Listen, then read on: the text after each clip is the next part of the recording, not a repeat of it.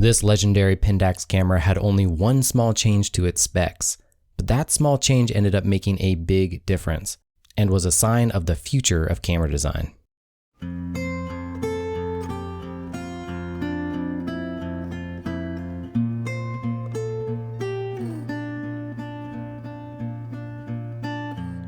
Welcome back to the Snappiness YouTube channel, where I like to shoot older cameras like this one, the Pentax K5iis. This is a special edition 16 megapixel DSLR released in 2013, just 2 years after the original release of the K5 and alongside the release of the K5 II. What makes the K5 iis special is that it released with no low-pass filter, also known as an anti-aliasing filter. This was just after Nikon released a special edition of the D800 with no low-pass filter as well, a relatively new and novel idea to the digital camera market. Just so you know, the low-pass filter, or AA filter, was added on top of the sensor to protect from moire patterns at the cost of loss of sharpness. The K5 iis and D800E removed that filter to embrace the sharpness, even if it potentially introduced moire. Now, that may not seem like such a big deal now, but that's because it's just about standard. It didn't used to be. At the time, reviewers were testing and seeing the benefits and wondering if it was worth it. Just a few years later, most cameras were released without an AA filter, and we have not looked back since.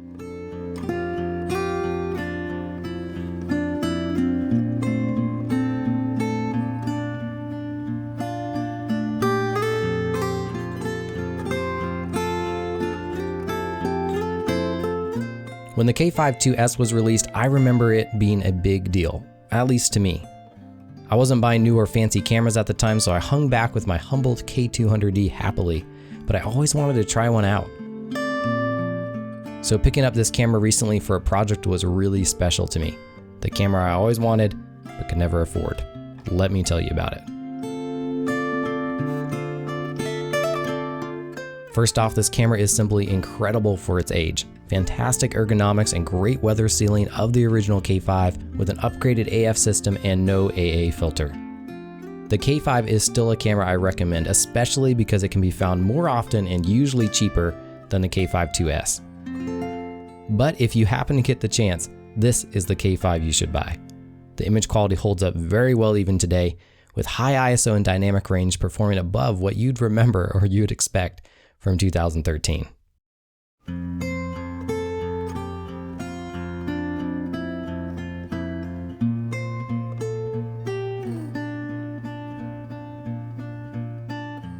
It's funny going back and reading some of the threads from when the K5 iis was released. Naturally, given the minor and very technical update, there was a lot of nerd talk and a fierce following almost immediately. Even when the K3 was released years later, arguments persisted in favor of the lower resolution K5 iis for its larger pixel size on the sensor and some other stuff I don't totally understand. In any case, the K5 iis is an incredible camera, and even though I don't understand why entirely, I do think there's something special about this 16 megapixel sensor. The same or similar sensor that is in my beloved Ricoh GR. Images just look super detailed, and it's more than enough resolution for most things photographers do nowadays.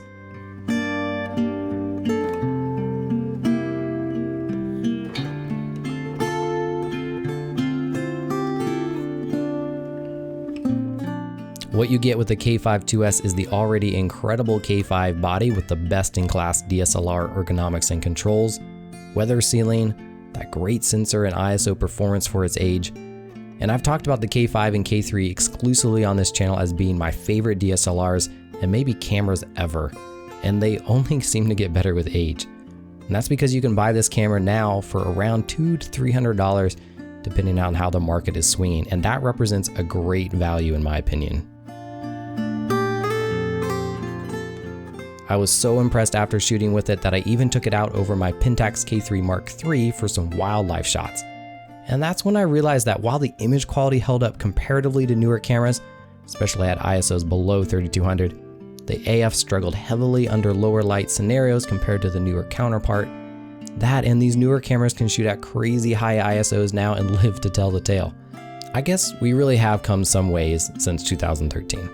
But I'm telling you, it may not be as big of a leap as you'd expect, especially if you practice good, solid photography principles. Thanks for watching. I hinted that I bought this camera for a special project. Subscribe if you want to see more about that special project in the future when I compare it with a one-of-a-kind camera. Remember to go out there and shoot with whatever camera gear you have, wherever you are right now. And until next time, happy snapping.